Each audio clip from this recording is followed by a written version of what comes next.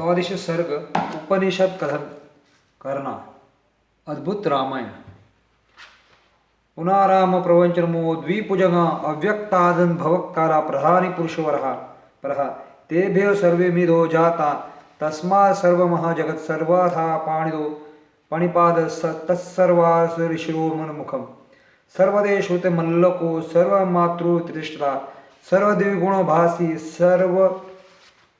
सर्वांद्रिद्विजिता सर्वधारित स्थितिरंदा मव्यक्तंवती विरजिता सर्वोपि रहितम प्राणा प्रमणति कोचम।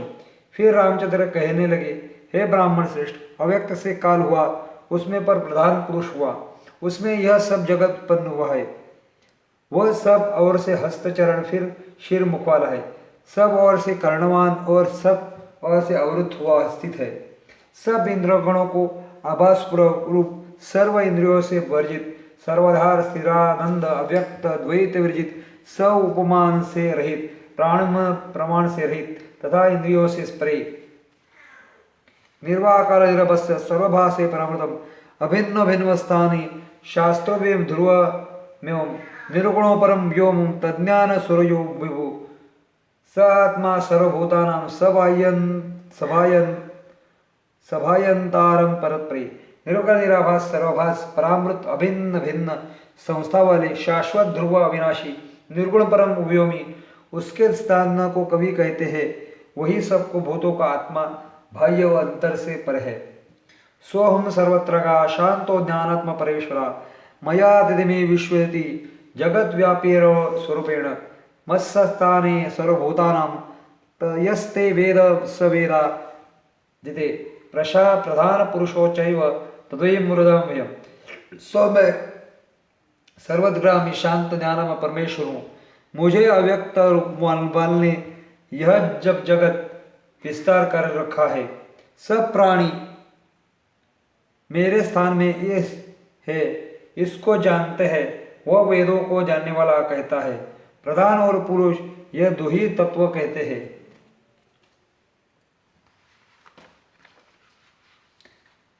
तर्यो निर्दिष्टा काल स्वयं परः त्रयामेतदनुधृता मद्भक्ते समविस्तरं तदात्मकं तनान्यस्तु तद्रूपं भामकं बिंदु महादादम विशेषतः सप्रसुतिखिलम जगत। उनका सहयोग करने वाला अनादि निर्दिष्ट काल है। यह तीनों अनादि अनंत व्यक्त स्थित है। तदात्मान्य दो, परंतु वह रूप मेरा ही महते लेकर विशेष पर पर्यंत सब जगत को निर्मित करती है।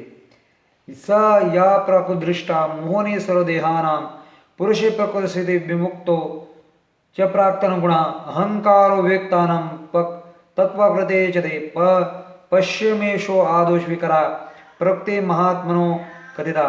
जो यह प्रकृति सब प्राणियों को मोहित करने वाली कही है और पुरुष प्रकृति में स्थित हुआ प्रकृति को गुणों को भोगता है।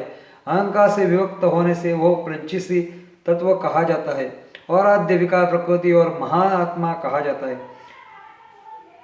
विज्ञान शक्ति विज्ञान दहकम कार सुदुष्टता एक एव महात्मना सोहम रो अधीयते सजीवो सह अंतरत्मो ज्ञेते तत्वाचितोकी तेन वेदयते सर्व सुखम दुखम जन्मसु।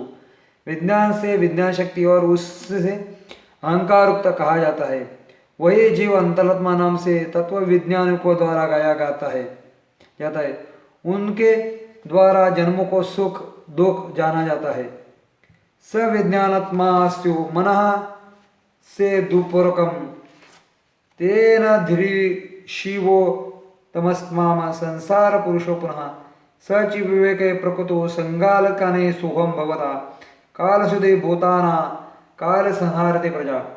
विज्ञानक वही है, मन उनका ऊपर की है, उसको विवेक होने से संसार प्राप्त हुआ है। वह विवेक प्रकृति से संगत से काल द्वारा प्राप्त हुआ है। काल ही प्राणियों को प्रकट कर संहार करता है। सर्वकाले वशंगा न काले कस्य द्विषा सोहंतरे सर्वमे वेदो नियशति सनातना प्रवयचति भगवान प्राण सर्वज्ञ पुरुषो परः त्वदेन्द्रियभ्यो परम मनम प्रहमरनिशाह, सब काल के वश में है, काल किसी के वश में नहीं। वह सनातन सबके अंतर में स्थित हुआ वश करता है। वही भगवान प्राण सर्वज्ञ पुरुष कहता है। हे विद्वान, वो कहता है विद्वान, अब सब इंद्रियों को परे मान को कहते हैं।